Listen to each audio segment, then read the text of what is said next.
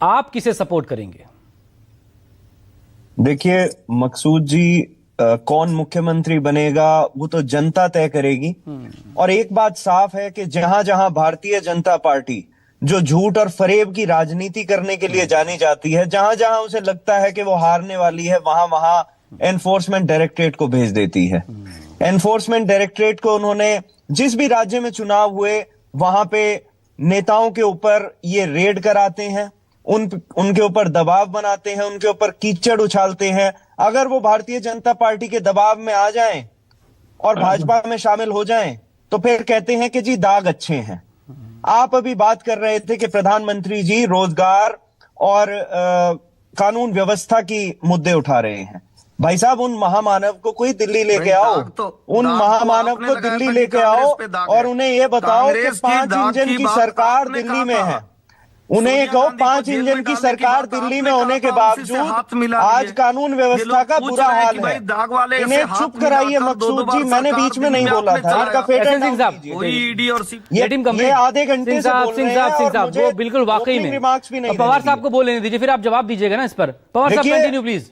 हाँ जी, आप बता रहे थे प्रधानमंत्री जी कानून व्यवस्था और रोजगार की बात कर रहे हैं, तो इन महामानव को कोई दिल्ली लेके आओ, इन्हें बताओ कि 5 इंजन की सरकार है आपकी। आज देश में 45 साल में सबसे ज्यादा बेरोजगारी है। कानून व्यवस्था की बात करें, पिछले 10 दिन में 15 से ज्यादा हत्याएं हो चुकी। पिछले 12 साल से गृह मंत्रालय के अधीन आती है दिल्ली की कानून व्यवस्था, दिल्ली पुलिस उनके अधीन है, उसके बावजूद इतना बुरा हाल है। ये बात करते हैं रोजगार और कानून व्यवस्था की। इन्हें कोई ये बताए कि जिस तरह से ये राजनीति के पिशाच हैं, ये जिस तरह से लोगों का खून चूस रहे हैं, जिस तरह से उन्हें धोखा दे रहे हैं। दिल्ली में क्या वादे किए थे इन्होंने? जहां झुग्गी वहां मकान। आज दिल्ली का कोई इलाका उठा के देख लीजिए, कालका जी का मद्रासी कैंप, भूमिहीन कैंप, वजीरपुर, अशोक विहार, कल मुख्यमंत्री की खुद की विधानसभा में लेकिन लोगों ने वोट दिया ना, कुछ सोच समझ कर वोट दिया, तभी सत्ता में आए ना।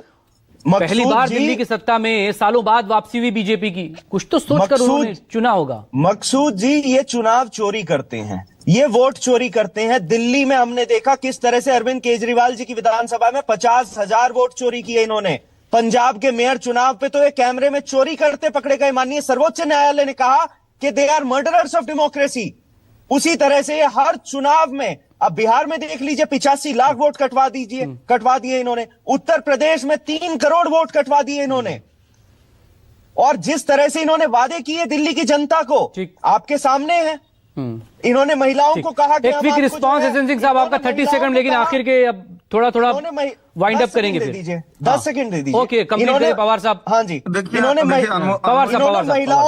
इन्होंने महिलाओं को कहा 2500 रुपए प्रति महीना देंगे, आज तक नहीं दिया। वो नहीं आया अभी तक। सिलेंडर देंगे, आज तक नहीं दिया। और पंजाब में देखिए आप किस तरह की गंदी राजनीति। वो चुनावी वादे थे, वो कब तक पूरे होंगे, ये एक बड़ा लंबा सवाल है ना। 30 सेकंड, एसएन सिंह साहब।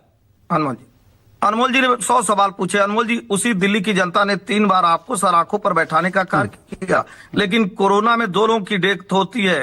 एक के अग्रवाल जी की होती है, एक विशेष धर्म की होती है। उनको 1 करोड़ रुपए देते हैं, दूसरे को नहीं देते हैं। दिल्ली की जनता ने आपका साथ इसलिए छोड़ दिया कि आप वादा करके आए थे कि सोनिया जी को जेल में डालेंगे, और आपने सोनिया जी को जेल में नहीं डाला और जेल बेल मेल की खेल खेलते रहे, इसलिए दिल्ली की जनता ने आपको हटा दिया।